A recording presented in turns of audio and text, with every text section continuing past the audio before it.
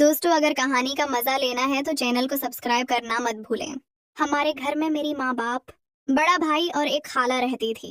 खाला अभी तक कनवारी थी। मेरी खाला देखने में बहुत खूबसूरत और जवान थी। जब भी खाला नहाने जाती तो मैं चुपके से उन्हें देखता रहता था। बड़ा भाई और खाला दोनों साथ रहते थे। फिर कुछ देर बाद खाला नहाकर बाहर आ जाती तो मैं अपनी जगह पर वापस जाकर बैठ जाता था। एक दिन नहाने के बाद खाला अचानक अपने कमरे में जाकर कपड़े बदलने लगी। इनके नहाने के बाद की तस्वीर बहुत खूबसूरत लग रही थी। फिर मैं नहा धोकर कॉलेज चला गया। जब दोपहर को घर वापस आया तो माँ और बाप घर पर नहीं थे। मेरे पूछने पर खाला ने बताया कि वो किसी रिश्तेदार के यहाँ गई हैं, शायद वापस आने में देर हो जाए। मैंने खाना खाया और अपने कमरे में जाकर पढ़ाई शुरू कर दी। वो मेरे कमरे में आया। मैं कमरे में जाकर पढ़ाई करने लगा। मैंने खाला से कहा कि कुछ ऐसा बना दो जो मजेदार हो, तो खाला बनाने लगी। उसके बाद मैं बाहर खेलने चला गया। शाम तकरीबन 5 बजे जब मैं घर वापस आया तो खाला ने खाना बना लिया था। खाला ने कहा, खाना खा लो। मैंने कहा, नहीं, आज मैं और आप साथ मिलकर खाएंगे। तब खाला ने कहा, मैं तो नहाने के बाद खाऊंगी। मैंने कहा, ठीक है, आप नहा लें, चलो फिर खाना खाते हैं। तब खाला बोले, ठीक है, मैं नहाने जा रही हूँ। अब खाला नहाने चली गई और नहाकर बाहर आने लगे तो मैं वहां से हट गया। खाला अपने कमरे में चली गई। फिर खाला ने पूछा, तुमने खाना खा लिया? मैंने कहा, नहीं, हम मिलकर खाएंगे, क्या आप बुरा नहीं मानेंगी? तब खाला ने आंखें मटकाई और पूछा, किस तरह का?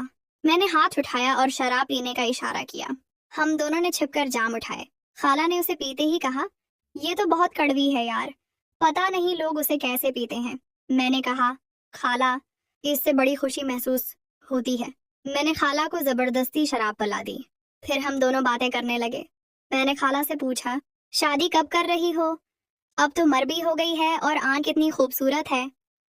खाला बोली, तुम्हें कैसे पता कि मैं बड़ी हो गई?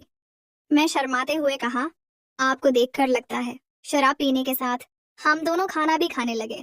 खाना खत्म होते ही खाला को निशा होने लगा। मैंने कहा, खाला, आपको मैं आपके कमरे में ले चलता हूँ। खाला ने नरमी से पूछा, क्यों? मैंने कहा, आपको सलाह देता हूँ। खाला बोली, नहीं, आज हम यही सोएंगे क्योंकि रात में मुझे कुछ हो गया तो मैं क्या करूंगी, संभाल लेगा? मैंने कुछ नहीं कहा। मुझे खाला की बातों से ऐसी उम्मीद होने लगी थी। खाला उठी और मेरा सहारा लेते हुए कमरे में जाकर लेट गईं।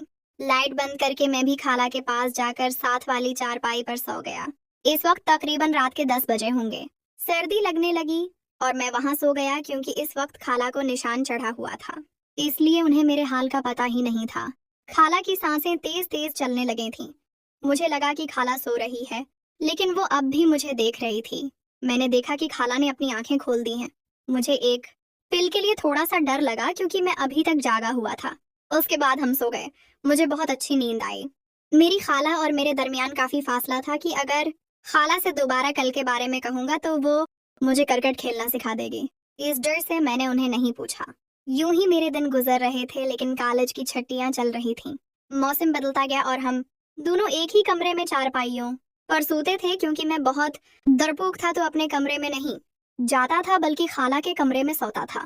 एक रात मुझे नींद नहीं आ रही थी। मैंने हेडफोन पहने हुए थे और मोबाइल पर फिल्म देख रहा था। काफी देर तक खेलता रहा।